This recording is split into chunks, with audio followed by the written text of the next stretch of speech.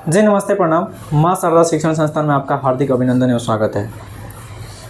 जी आज का यह क्लास 10th के लिए है, जो 10th का पहला चैप्टर है वास्तविक संख्या, जिसका हम लोग आज बेसिक जानेंगे और बेसिक से मैथ शुरू करेंगे।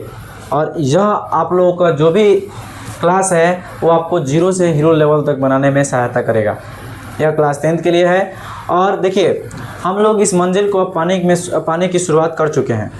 आज से हम लोग जो भी राह है उस राह पे चल चुके हैं।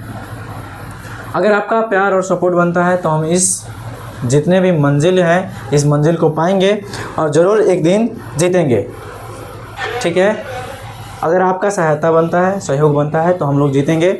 और आज से आप लोग का एक जो क्लास शुरू होता है जो हमारे लेंगे रंजन सर, जो पहला चैप्टर क्लास 10th का वास्तविक संख्या। और आपको बताएंगे कि जो मैथ है, मैथ कोई रट्टा का चीज़ नहीं, एक समझने की चीज़ है। और इसको समझिए और समझ के आप अपने जीवन में उतारने का प्रयास कीजिए। आप ज़रूर एक ना एक दिन कामयाब होइएगा। और अगले साल 2027 में हम वादा करते हैं कि आपको मैथ एकदम हलवा लगेगा।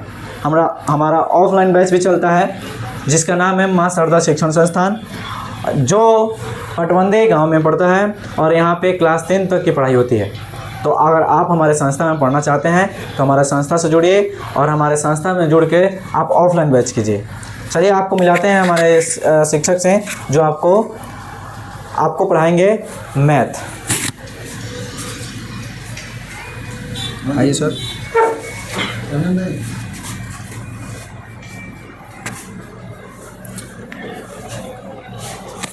ले लीजिए और आप लोग पढ़िए लोग। चलिए, बहुत बहुत धन्यवाद।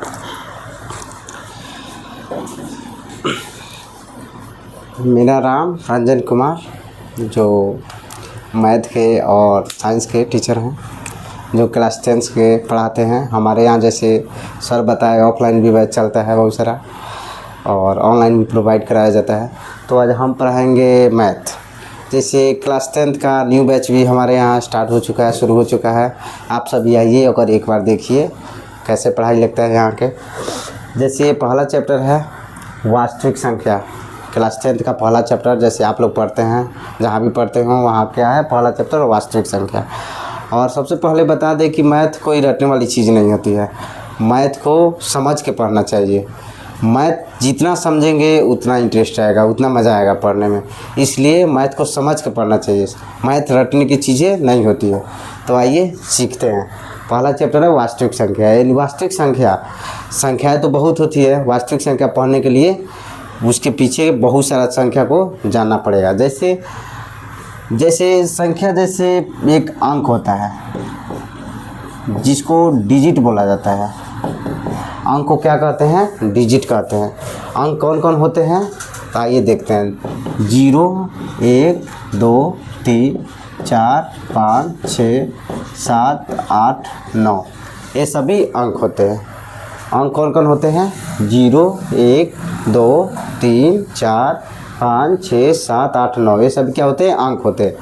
दुनिया में जितनी भी संख्या बनाया जाता है इन्हीं से मिला के बनता है।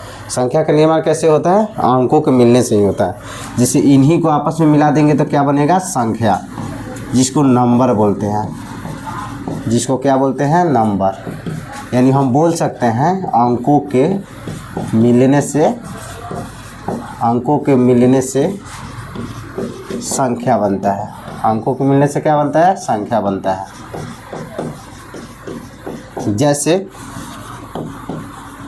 जैसे 1 और 2 को आपस में मिला दिए, क्या हो गया? 12। क्या बन गया? संख्या। 1 2 को मिला दिए, क्या हो गया? 12। संख्या। कितना अंक का संख्या बना? 2 अंक का। 1 और 2 कितना अंक का बना? संख्या बना 2। अब 3 अंक का संख्या बनाए, जैसे 4 और 5, 6 आपस में मिला दिए, क्या हो गया? 456। कितना अंक का बना? 3 अंक का। इसी तरह जैसे 7, 8, 9, 6 को मिला दिए, कितना अंक का बना? 4 अंक। इस तरह संख्याएँ हम कितना बना सकते हैं? अनंत तक। संख्याएँ कितना बना सकते हैं? अनंत तक। यानी अंकों को मिला के हम संख्या कितना बना सकते हैं? अनंत तक। अब रही बात की संख्या का, आपको पहला चैप्टर पढ़ना है वास्तविक संख्या। इसके लिए बहुत सारी संख्या को जानना होगा, तभी समझ में आएगा। किसी भी चीज़ को पढ़ने के लिए बेसिक बात तो ज़रूरी है। अगर डायरेक्ट वास्तविक संख्या बताए तो शायद समझ में ना आए। उसके लिए क्या करना होगा, पहले समझना होगा। तो संख्या कितना होगी, अनंत होगी। या फिर बताएं अंक हो गया, अंक से मिलने से क्या बना, संख्या। इन्हीं अंक है जो 0 से लेकर 9 तक अंक होता है, इन्हीं को आपस में मिलाते हैं तो क्या बनता है, संख्या बनता है। संख्या क्या होगी, बहुत होगी। अब बहुत सारी संख्या होगी। और आइए जानते हैं कि कौन कौन संख्या होती है। हाँ, एक बार और, जैसे आप लोग जानते होंगे 2 अंक की सबसे बड़ी संख्या 99, 2 अंक की सबसे छोटी संख्या 10, ये तो अंक हो गया। 3 अंक की सबसे बड़ी बोलेंगे तो 999, 4 अंक की सबसे बड़ी है 400, 4 को 9, यानी जितना अंक बोलेंगे उतना 9 होता है। और जितना छोटा बोलेंगे उस पर 3 अंक बोलेंगे तो एक कितना हो जाएगा, 100। इससे छोटा 3 अंक में संख्या नहीं बन सकती है। इससे तो छोटी मोटी बातें हैं। आइए जानते हैं। जैसे पहला संख्या हम लेके चलते हैं। जैसे अभी बताए हैं कि संख्या क्या होती है, बहुत सारी होती है। हमको पढ़ना कौन संख्या, वास्तविक संख्या। उसके लिए हमें जानना होगा, उसके पीछे की बात जानना होगा, तभी समझ में आएगा। जैसे पहला संख्या होता है प्राकृत संख्या, जिसको हम प्राकृतिक भी बोलते हैं। प्राकृतिक बोलें या प्राकृत बोलें, दोनों एक ही वाला संख्या, जिसको हम नेचुरल नंबर बोलते हैं। कौन नंबर बोलते हैं, नेचुरल नंबर। नेचुरल नंबर तो प्राकृतिक संख्या। अभी बताया संख्या बहुत सारी होती है। पहले क्या लिखे हैं, प्राकृतिक संख्या। यानी हम जानेंगे प्राकृतिक संख्या किसे कहते हैं, जिसे प्राकृतिक भी बोलते हैं। इंग्लिश में क्या बोलते हैं, नेचुरल नंबर। तो प्राकृतिक संख्या सिंपल में बोलेंगे, गिनती की जितनी भी संख्या है, गिनती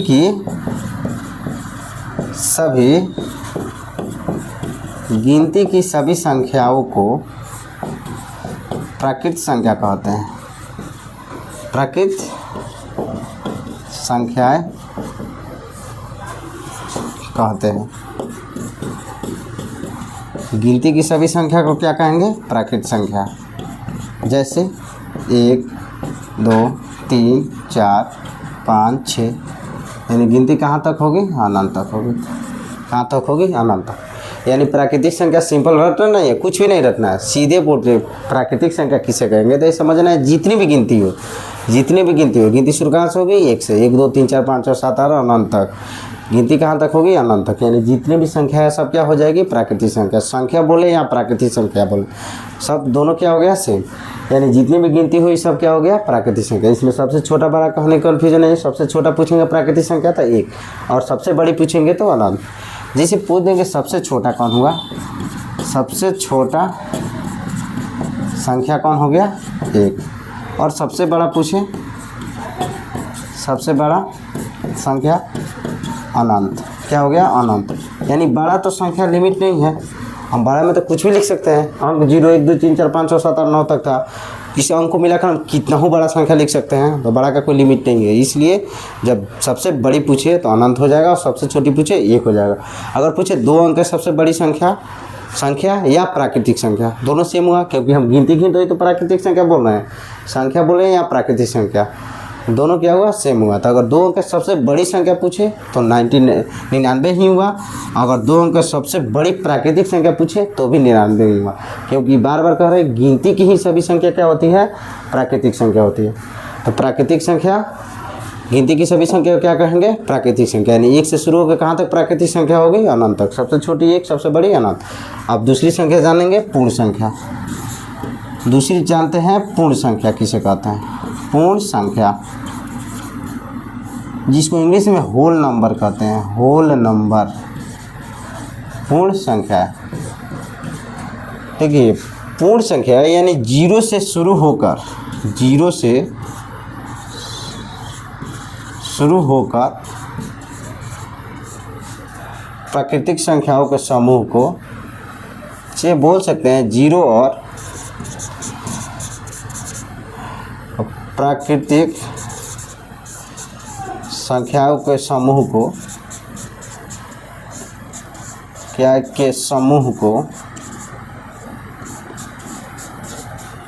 समूह को पूर्ण संख्या कहेंगे। पूर्ण संख्या कहते हैं। जैसे 0, 1, 2, 3, 4, 5, 6 कहाँ तक जाएगी, अनंत तक। यहाँ से कौन संख्या शुरू हो रही है, प्राकृत संख्या। प्रकृत संख्या, यानी कहने का मतलब हुआ दूसरा संख्या लिखवाएं पूर्ण संख्या। यानी पूर्ण संख्या किसे कहेंगे?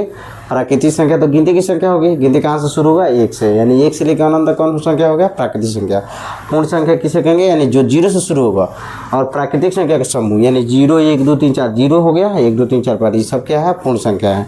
यानी सबसे छोटी पूर्ण संख्या पूछेंगे तो क्या हो गया? 0। सबसे बड़ी पूर्ण संख्या पूछेंगे तो क्या हो गया? अनंत। क्या हो गया? अनंत।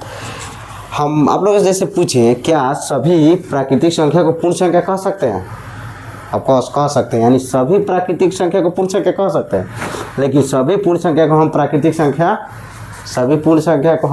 संख्या नहीं कह सकते हैं।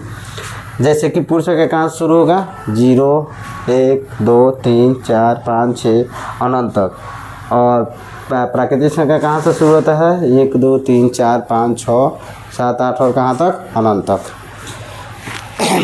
आप जैसे तीसरा संख्या जानेंगे। तीसरा संख्या क्या होता है?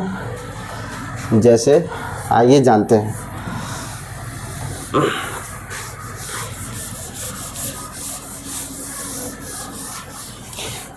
तीसरा संख्या जानने से पहले एक छोटा सा बात बता दें। जैसे अभी बताए हैं, जैसे कि सभी प्राकृतिक संख्या को हम पूर्ण संख्या बोल सकते हैं, लेकिन सभी पूर्ण संख्या को प्राकृतिक संख्या नहीं बोल सकते हैं।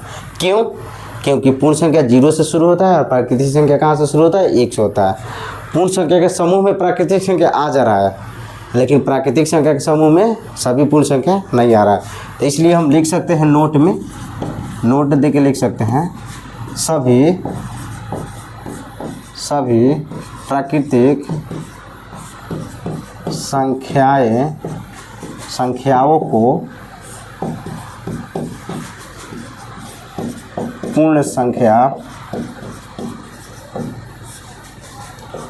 कह सकते हैं,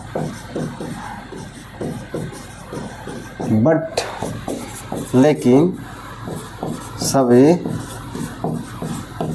पूर्ण संख्याओं को प्राकृतिक संख्या नहीं कह सकते हैं।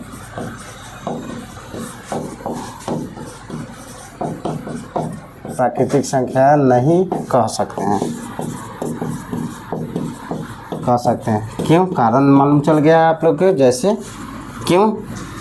क्योंकि 0 एक पूर्ण संख्या है, प्राकृतिक संख्या नहीं।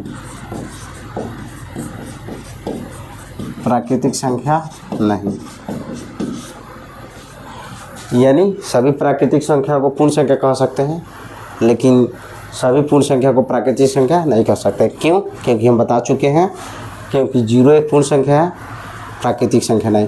तो पूर्ण संख्या प्राकृतिक संख्या में सिर्फ छोटा सा फर्क है कि प्राकृतिक संख्या गिनती यानी 1 से शुरू होगा और पूर्ण संख्या कहाँ से शुरू होगा? 0 से।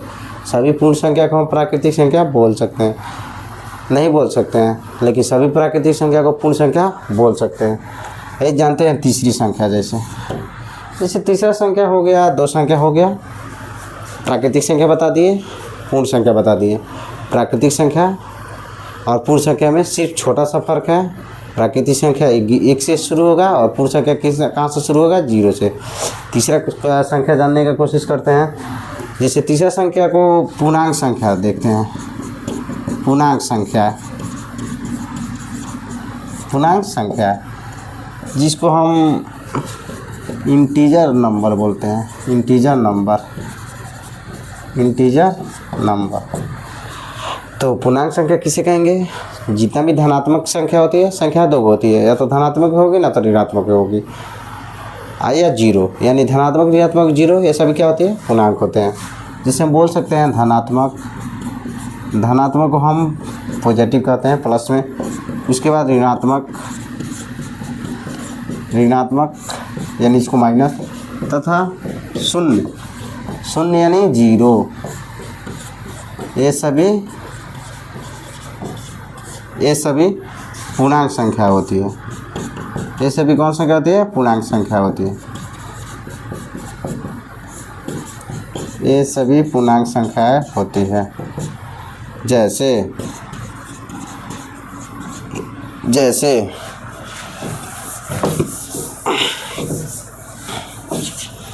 जैसे 1 3 2 3 5 -4 -6 -8 -9 0 8 8 यानी अनंत तक।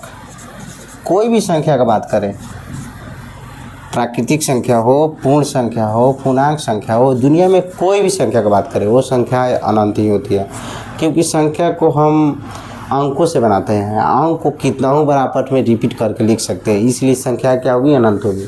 वो पूर्णांक संख्या हो, पूर्ण संख्या हो, प्राकृतिक संख्या हो, कितना होगी, अनंत होगी। हाँ, अब इसमें पूर्णांक संख्या में कौन कौन, यानी सभी प्राकृतिक संख्या को पूर्णांक संख्या बोल सकते हैं, क्योंकि पूर्णांक संख्या होती ही वह है, धनात्मक में होगी, ऋणात्मक होगी, या तो जो शून्य होगी, यानी प्लस में होगी, माइनस में होगी, ना तो जीरो होगी। ये सभी क्या होती है, पूर्णांक संख्या। और पूर्णांक संख्या को अपने अनुसार बांट सकते हैं दो भाग में, जैसे वो ऋणात्मक पूर्णांक हो सकते हैं, धनात्मक पूर्णांक हो सकते हैं। ऋणात्मक पूर्णांक में संख्या को माइनस में लेंगे और धनात्मक पूर्णांक में संख्या को प्लस में रखेंगे। अगर धनात्मक पूर्णांक कहेंगे तो संख्या कहाँ शुरू होगी, 0 1 2 3 4 5। अगर ऋणात्मक पूर्णांक कहेंगे तो -1 -2 -3। तो पूर्णांक संख्या क्या हो गया, धनात्मक ऋणात्मक तथा शून्य सभी क्या होता है, पूर्णांक संख्या होता है। ये भी अनंत हो गया, यानी -1 2 3 4 5 6, यानी हम कुछ भी लिख देंगे वो सब क्या हो जाएगा, पूर्णांक संख्या हो जाएगा।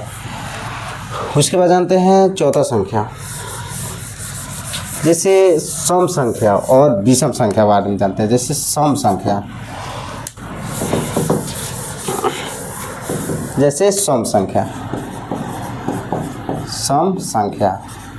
सम संख्या को इवन नंबर कहते हैं। कौन नंबर कहते हैं, इवन नंबर। यानी सम संख्या उस संख्या को हम कहेंगे जो संख्या 2 से विभाजित होता है। कहने का मतलब जो 2 से पूरी भाग लग जाए इसमें, वो संख्या क्या होती है, सम संख्या होती है। जैसे बोल सकते हैं इसको, ऐसी संख्या जो 2 से पूर्णतः विभाजित हो, वह सम संख्या कहलाता है। सम संख्या कहलाता है। अब 2 से कौन कौन संख्या करती है, आइए जानने का प्रयास करते हैं। तो एक सम संख्या हो सकती है, एक सम संख्या नहीं हो सकती है, क्योंकि 1 में 2 से भाग लगाएंगे तो पूर्णतः विभाजित नहीं होगा, तो एक सम संख्या नहीं होगी। 2 लेते हैं, हाँ 2 में 2 से भाग लगाएंगे, 2 एकम 2 कट जाएगा, तो 2 क्या हो गया, सम संख्या। उसके बाद 3 लेते हैं, 3 सम संख्या होगी नहीं, क्योंकि 3 में 2 से भाग लगाएंगे तो शेषफल क्या आ जाएगा, 1 आ जाएगा। 4 हो जाएगी, 5 नहीं होगी, 6 हो जाएगी, 7 नहीं होगी, 8 हो जाएगी, 9 नहीं होगी। इसी तरह संख्या कहाँ तक जाएगी, अनंत तक। संख्या कहाँ तक जाएगी, अनंत तक। एक बात यहाँ देखने को मिला कि सम संख्या है, एक संख्या का अल्टरनेट आ रही है, जिसे 1 से लेकर 9 तक देखें, 1 से लेकर 9 तक देखें तो कितना सम संख्या है, 1 2 3 4, कितना आ गया, 4। 1 से 10 तक पूछेंगे तो 10, 1 से 10 तक पूछेंगे तो कितना संख्या सम होगी, 5 होगी, क्योंकि सम संख्या कितना आ रही है, एक और संख्या के अल्टरनाल पर आ रही है। इसमें सम संख्या में जैसे सम संख्या यानी जो संख्या पूर्ण से 2 से विभाजित है। अब 2 के विभाजक का नियम क्या होता है, जैसे आप सभी पढ़े होंगे तो जानते होंगे, 2 के विभाजक का नियम होता है जिसका इकाई अंक यानी जिसका यूनिट डिजिट, जिसको यूनिट बोलते हैं, यूनिट डिजिट 0 2 4 6 8, इसमें से कोई भी एक होगा, इसमें से कोई भी एक दिखाई देगा। सिर्फ इकाइयों का बात करना है, दहाई सैकड़ा अंक से हमको मतलब नहीं है, सिर्फ इकाई अंक पे फोकस करना है। अगर यूनिट डिजिट यानी इकाई अंक अगर इसमें से कोई भी दिखे, 0 2 4 6 8, ये इसमें के से कुछ भी देखे, इनमें से कुछ भी देखे तो संख्या क्या होगी, 2 से पूर्णतः विभाजित हो जाएगी। जैसे पूछे, जैसे 7 5 6 0 संख्या विभाजित होगी, क्योंकि इकाई अंक क्या है, 0 है। 8 7 6 5 संख्या विभाजित नहीं होगी, क्योंकि इसका इकाई अंक 5 है। हम 2 का विभाज्यता बता रहे हैं, जिसका इकाई अंक क्या होना चाहिए 0, 2, 4, 6, 8 में से कोई एक होना चाहिए। संख्या 2 से विभाजित नहीं होगी। यानी सम संख्या समझ में आ गया। यानी सिंपल सम संख्या पूछेंगे तो जो संख्या 2 से पूर्णतः विभाजित हो जाएगी, या 2 से पूर्णतः कौन संख्या विभाजित होती है, जिसका यूनिट डिजिट यानी इकाई अंक 0, 2, 4, 6, 8 में से कुछ भी दिखे, वो इसमें से कोई एक दिखे तो संख्या क्या होती है 2 से विभाजित होती है। और सम संख्या का अपोजिट होता है विषम संख्या। जैसे विषम संख्या पूछें तो यानी जो संख्या 2 से विभाजित हो गया सम संख्या, जो संख्या 2 से विभाजित नहीं होगा विषम संख्या, इसका अपोजिट होगा। तो जैसे विषम संख्या, क्या विषम संख्या, तो इसको बोलेंगे जो संख्या, चल लिखेंगे ऐसी संख्या जो 2 से विभाजित नहीं हो, 2 से विभाजित नहीं हो, वह विषम संख्या कहलाता है। वह विषम संख्या कहलाता है। यानी सम संख्या 2 से कट जाएगा, जो 2 से नहीं कटेगा वो विषम संख्या है। जैसे 1 नहीं करता है, 3, 5, 7, 9, 11, 13 बार बार कर रहे हैं। संख्या कहाँ तक जाएगी? अनंत तक। यानी सबसे छोटा विषम संख्या क्या हो गया? 1 और सबसे बड़ी अनंत। 2 अंक का सबसे छोटा विषम संख्या 11, 2 अंक का सबसे बड़ी विषम संख्या 99 यानी 99।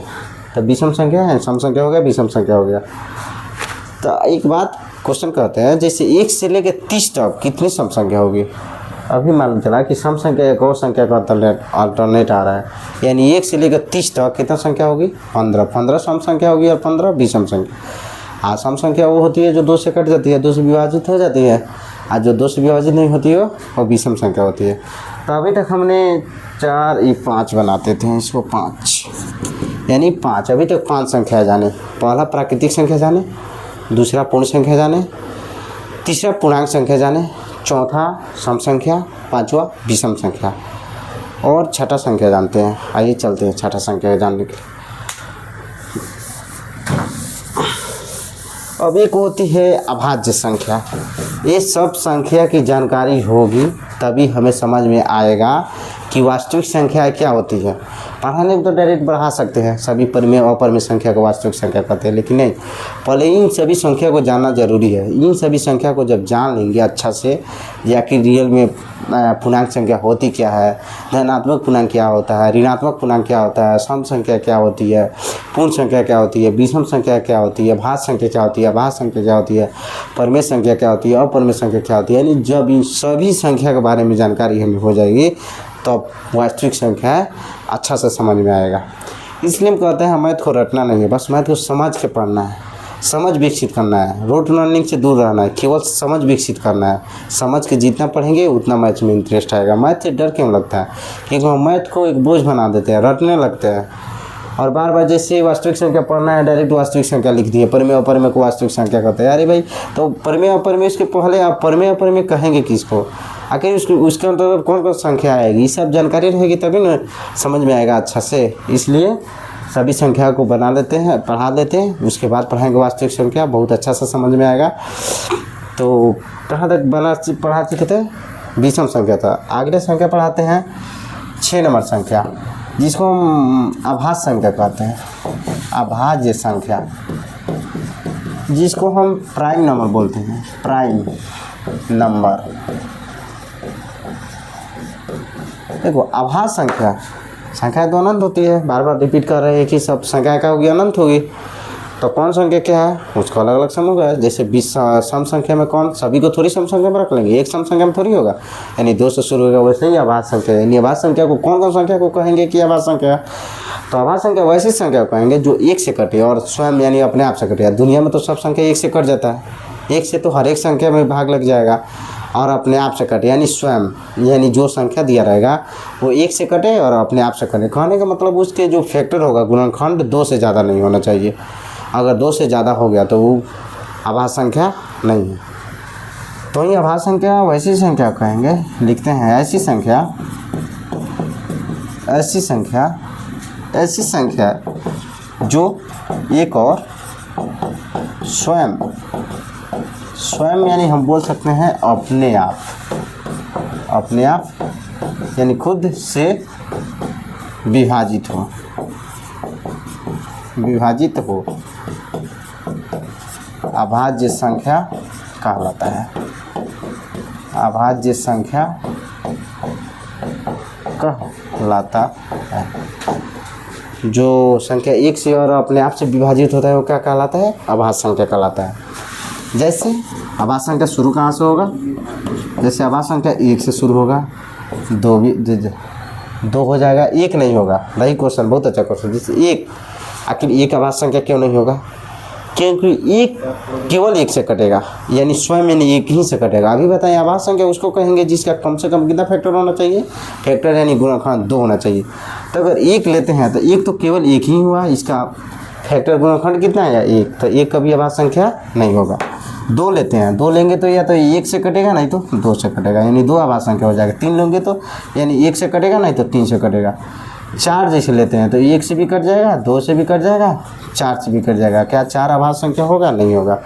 अभाज्य संख्या वही होगा जो 1 से कटेगा और स्वयं से कटेगा, यानी कम से कम कितना गुणनखंड उसका होना चाहिए? 2। 2 से ज़्यादा उसका गुणनखंड नहीं होना चाहिए। तो 4 नहीं होगा, 5 हो जाएगा, 7 हो जाएगा, 9 नहीं हो सकता है क्योंकि 9 3 से विभाजित हो जाएगा, 11 हो जाएगा। इस तरह कहाँ तक जाएगा? अनंत तक। कहाँ तक जाएगा? अनंत तक। यानी अभाज्य संख्या कहाँ तक जाएगा? अनंत तक। शुरू कहाँ होगा? छोटी, सबसे छोटी अभाज्य संख्या कौन हो गया? 2।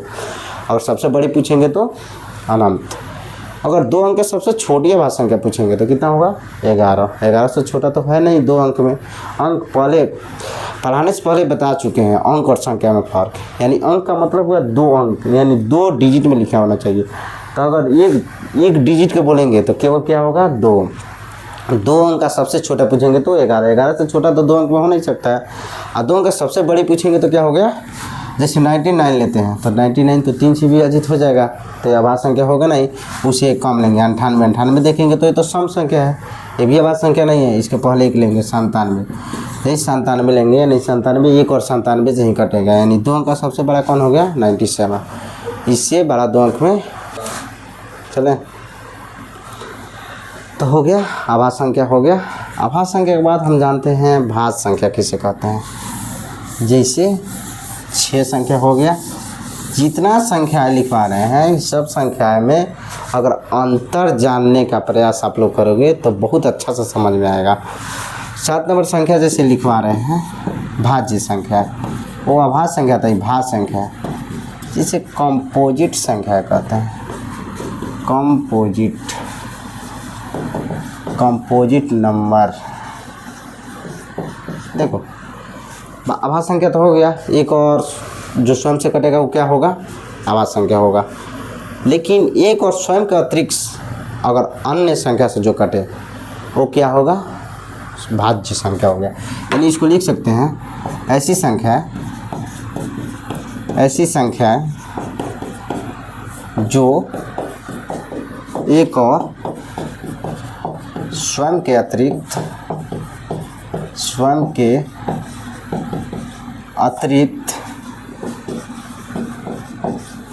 किसी अन्य संख्या से विभाजित हो उसे भाज्य संख्या कहते हैं, यानी कंपोजिट नंबर कहते हैं, भाज्य संख्याएं कहते हैं।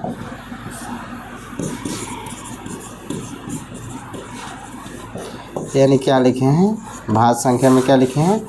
जो संख्या एक और स्वयं के अतिरिक्त किसी अन्य संख्या से कट जाए, विभाजित हो जाए, उसे भाज्य संख्या कहते हैं। जैसे एक तो नहीं लेंगे, एक कौन संख्या है?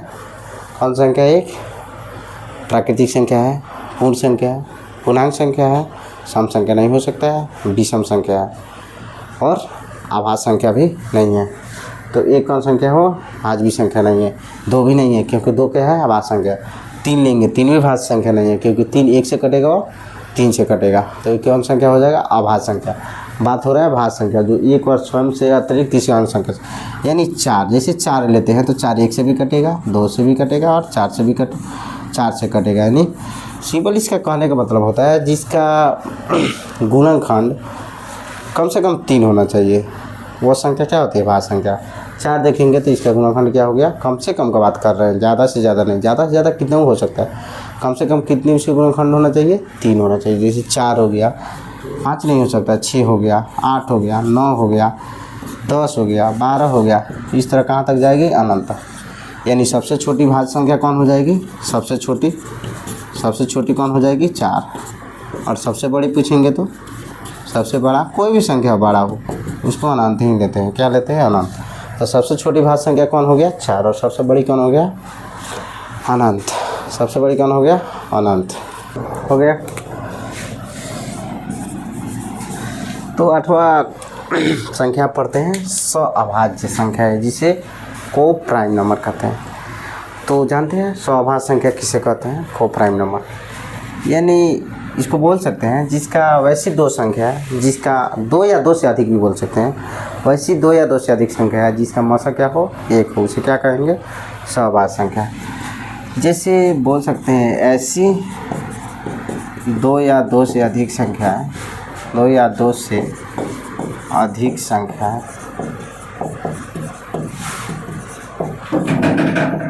जिसका मसा यानी मसा या CF 1 हो, सअभाज्य संख्या कहलाता है, सअभाज्य संख्याएं कहलाता है, संख्याएं कहलाता है। जैसे 3 4, इसका मसा निकालेंगे तो क्या होगा, इसका मसा 1 आएगा। 5 6, इसका भी मसा क्या होगा, 1 होगा। इस तरह बहुत सारी संख्या हो सकती है, अनंत तक हो सकती है, कहाँ तक, अनंत तक। यानी सअभाज्य संख्या किसे कहेंगे, ऐसी 2 संख्या है या 2 या 2 से अधिक संख्या जिसका मसा क्या हो, 1 हो, उसे क्या कहेंगे, सअभाज्य संख्या। तो अभी तक हमने 8 संख्या के बारे में पढ़ा। अब जानेंगे परिमेय संख्या और अपरिमेय संख्या। जब परिमेय और अपरिमेय संख्या जान जाएंगे तो अब अपने आप समझ में आ जाएगा कि वास्तविक संख्या क्या है। तो जानते हैं परिमेय संख्या किसे कहते हैं, उसके बाद अपरिमेय जानेंगे, उसके बाद जानने के बाद क्या, वास्तविक संख्या। खुद समझ में आने लगेगा कि वास्तविक संख्या क्या है। तो चलते हैं 9वां नंबर, जो कि इस चैप्टर का सबसे इम्पोर्टेंट संख्या यही सब है, क्योंकि वास्तविक संख्या ही होती है परिमेय और अपरिमेय का मिलन। यानी कह सकते हैं परिमेय और अपरिमेय संख्या, ये सभी संख्या को क्या कहते हैं, वास्तविक संख्या। तो इसके लिए जानेंगे परिमेय संख्या और परिमेय संख्या जानते हैं। परिमेय संख्या, परिमेय संख्या है जिसे हम रेशनल नंबर कहते हैं, रेशनल नंबर, रेशनल नंबर। आइए जानते हैं परिमेय संख्या किसे कहते हैं। यानी वैसी संख्या है जिसको हम P/Q के रूप में लिख सकते हैं। आखिर P/Q है क्या, P/Q कुछ नहीं होता है, बस P और Q पूर्णांक होता है। पूर्णांक संख्या पहले पढ़ा चुके हैं, यानी प्लस माइनस जीरो ये सब क्या होता है, पूर्णांक संख्या। यानी सीधे सिंपल में बोल सकते हैं वैसी संख्या जो अंश और हर के रूप में हो, यानी P/Q के रूप में हो। PQ है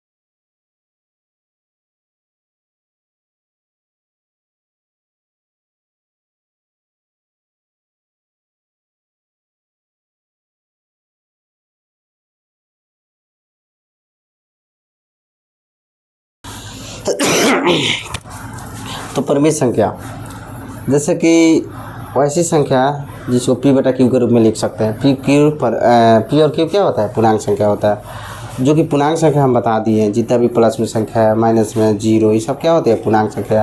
यानी p और q पर कुछ भी आ सकता है। और सहभाज्य संख्या है, सहभाज्य संख्या बता चुके हैं। वैसी दो संख्या है जिसका मासा क्या होता है? एक होता है। बस यहाँ ध्यान देने की बात है कि q के मान जीरो नहीं होना चाहिए, यानी हर का जीरो नहीं होना चाहिए। जैसे हम लिख दिए 4/5, जैसे क्या लिख दिए 4/5, इसको हम सब जानते हैं अंश कहते हैं, नीचे वाला को क्या कहते हैं? हर कहते हैं। यानी ये p हो गया, यानी p का मान हो गया, ये क्या हो गया? p हो गया। इसको क्या लिख सकते हैं? q, यानी p बटा q तो हो गया, यानी क्या हो गया? परिमेय संख्या हो गया। इसको हम परिमेय संख्या बोल सकते हैं। जैसे -6/8 अभी बताए हैं, p और q पूर्णांक संख्या, यानी संख्या माइनस में भी आ सकती है, क्योंकि पूर्णांक संख्या वही तो होता है जो प्लस में, माइनस में और जीरो। तो -6/8 भी लिख सकते हैं, 5 लिख सकते हैं कि नहीं? 5 को भी लिख सकते हैं। किसी भी संख्या के हर में अगर हम 1 लिखते हैं तो उस संख्या में फिर वही संख्या आ जाता है। जैसे 5 को हम 5/1 लिखेंगे, फिर 1 में 5 से भाग लगाएंगे तो फिर क्या मिल जाएगा? हमें 5 मिल जाएगा। यानी 5 को हम 5/1 लिख सकते हैं p बटा q के रूप में, यानी p हो गया 5, q हो गया 1, यानी q का मान जीरो नहीं है, यानी 5 भी परिमेय संख्या हो जाएगा। -8 भी हो जाएगा। हाँ, जीरो परिमेय संख्या होगा कि नहीं? जीरो भी परिमेय संख्या हो जाएगा, क्योंकि जीरो को हम 0/1 लिख सकते हैं, फिर 1 में 0 से भाग देंगे तो क्या हो जाएगा? 0। लेकिन जैसे बात करेंगे 5/0 तो ये परिमेय संख्या नहीं होगी, क्योंकि q का मान क्या हो गया है? 0। ये परिमेय संख्या नहीं होगी। क्यों? क्योंकि q का मान क्या हो गया है? 0। q बराबर 0 है। जब q बराबर 0 है तो परिमेय संख्या होगी नहीं। जबकि परिभाषा में लिखवाए हैं p बटा q में, जिसको लिख सकते हैं, ये भी p बटा q में है। p 5 है, q 0 है, लेकिन q का मान इसमें ध्यान रखना है कि q के मान 0 कदापि नहीं होगी, यानी q के मान 0 कभी नहीं आ सकता है। अगर जहाँ q 0 दिख गया वो परिमेय संख्या हो ही नहीं सकता है। और पूर्णांक संख्या p और q है तो संख्या माइनस में आ सकती है, प्लस में भी आ सकती है और शून्य भी हो सकता है। तो ये रहा परिमेय संख्या। परिमेय संख्या के बाद अब पढ़ेंगे अपरिमेय संख्या। जब अपरिमेय संख्या पढ़ लेंगे तो हमको समझ में आ जाएगा कि चैप्टर 1 किसके बारे में पढ़ना है। चैप्टर 1 है वास्तविक संख्या, यानी वास्तविक संख्या परिमेय और अपरिमेय का तो समूह ही है वास्तविक संख्या। अभी तक जितनी भी संख्याएं पढ़े, जितनी भी प्राकृतिक संख्या, पूर्ण संख्या, पूर्णांक संख्या, जितनी भी संख्याएं पढ़े वो सब परिमेय संख्या हो जाएगा कि नहीं? फर्स्ट हो जाएगा। जितनी भी संख्या लिखेंगे उसके नीचे हम 1 लिख सकते हैं, और जब 1 लिख सकते हैं तो p बटा q के रूप में p बटा q का रूप हो जाएगा। और जब p बटा q का रूप हो जाएगा तो सब संख्या क्या हो जाएगी? परिमेय संख्या हो जाएगी। यानी जितनी भी संख्या लिखवाए थे, जितनी भी 8-9 संख्या लिखवाए थे, अगर टोटली मुख्य रूप से बोले तो वो परिमेय संख्या हो जाएगी कि नहीं? हो जाएगी। इसका अंदर आ जाएगी परिमेय संख्या।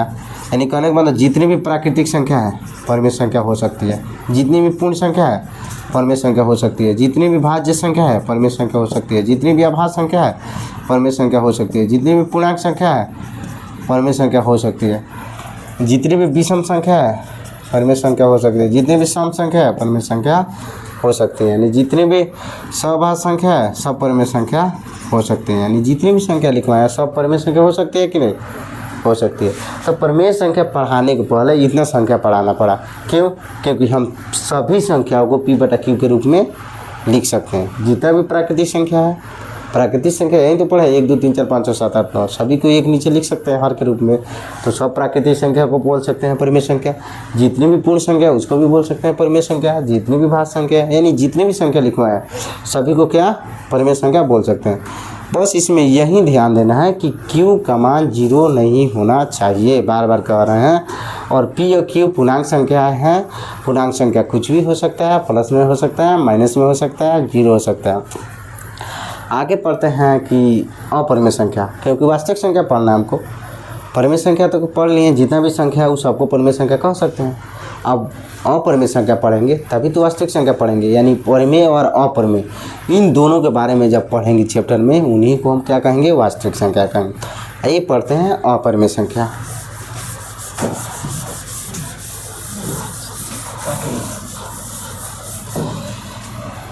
दोस्तों पढ़ते हैं अपरिमेय संख्या है। इरेशनल नंबर होता है, इरेशनल नंबर। इरेशनल नंबर कहने का मतलब अशब्द किसी भी संख्या के पहले जुड़ता है, उसका मतलब होता है अब ऐसा नहीं, यानी अपरिमेय, यानी जो परिमेय संख्या नहीं है वही अपरिमेय। यानी परिमेय संख्या कौन नहीं है, अभी तक तो जितना संख्या लिखवाए हो तो सब परिमेय संख्या का अंतर्गत आ गया। आखिर हम जानेंगे कि आखिर कौन ऐसा संख्या है जो अपरिमेय, जो परिमेय संख्या नहीं है, वही तो अपरिमेय होगा, क्योंकि अपरिमेय का मतलब ही हुआ जो परिमेय संख्या नहीं है। तो इसको हम बोल सकते हैं ऐसी संख्या जिसको P बाई Q के रूप में नहीं लिखा जा सके, नहीं लिखा जा सके, वही तो होता है अपरिमेय। वह अपरिमेय संख्या होता है, वह अपरिमेय संख्याएं होती हैं। जैसे अब जानेंगे, जैसे यानी जितने भी रूट में संख्या हो जिसका मान ना लिखे, जितने भी रूट में संख्या हो जिसका मान ना लिखे, जैसे रूट अंडर एक का तो मान निकल जाएगा, एक को हम 1/1 लिख सकते हैं, तो ये कौन संख्या होगा, परिमेय संख्या। कौन संख्या हो गया, परिमेय संख्या। क्योंकि परिमेय संख्या अभी बताए हैं जिसको P/Q के रूप में लिखे परिमेय संख्या, Q का मान 0 नहीं होता, क्या हो गया परिमेय। जैसे 2 लिखें तो 2 का मान निकलेगा, नहीं निकलेगा, नहीं 2 √2 हो गया, √3 हो गया।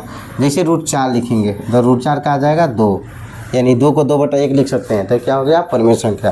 यानी 4 नहीं हो सकता है, √5 हो गया, √6 हो गया, √7 हो गया। इस तरह कहाँ तक जाएगा, अनंत तक। कहाँ तक जाएगा, अनंत। कहाँ तक जाएगा, अनंत। तो अपरिमेय संख्या हो गया, यानी रूट में जितनी भी संख्या है, सिंपल समझेंगे, रूट अंडर जितनी भी संख्या है रूट के अंदर और जिसका मान नहीं निकलता है वो सब क्या होती है, अपरिमेय संख्या होती है। अपरिमेय संख्या का कुछ गुण होता है, जैसे अपरिमेय और परिमेय के जोड़ेंगे तो हमेशा अपरिमेय मिलेगा, अपरिमेय और परिमेय को घटाएंगे तो हमेशा अपरिमेय होगा। उस चैप्टर में पढ़ाएंगे, जब प्रश्नावली पढ़ाएंगे उसमें हम बता देंगे। अभी सिंपल समझना है कि अपरिमेय संख्या वैसी संख्या कहते हैं जिसको P/Q के रूप में नहीं लिख सकते हैं, अर्थात जितनी भी रूट में संख्या है वो सब क्या संख्या होती है, वो सब होती है अपरिमेय संख्याएँ। इन्हीं सभी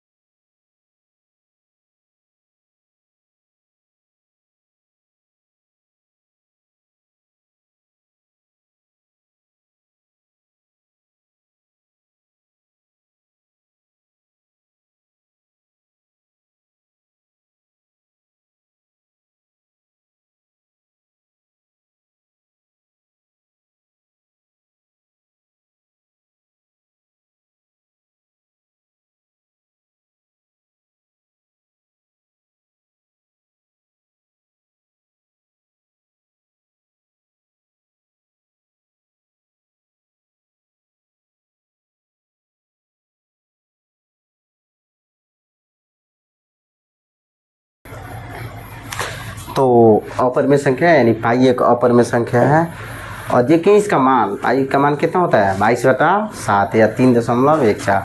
लेकिन पाई का मान जब रखेंगे तो परिमेय संख्या हो जाएगा। जैसे 22 पाई बराबर क्या होता है, 22/7। जैसे 22/7 रखेंगे तो ये परिमेय संख्या हो जाएगा। कौन संख्या हो जाएगा, परिमेय संख्या।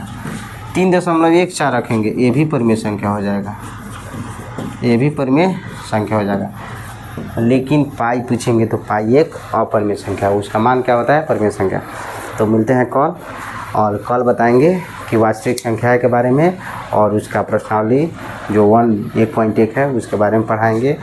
और रही बात, हम लोग यूट्यूब पे फ्री में पूरा NCERT 10वां का पढ़ाएंगे और चैप्टर बाई चैप्टर पूरा अच्छा से प्रोवाइड कराया जाएगा। बाकी बात सब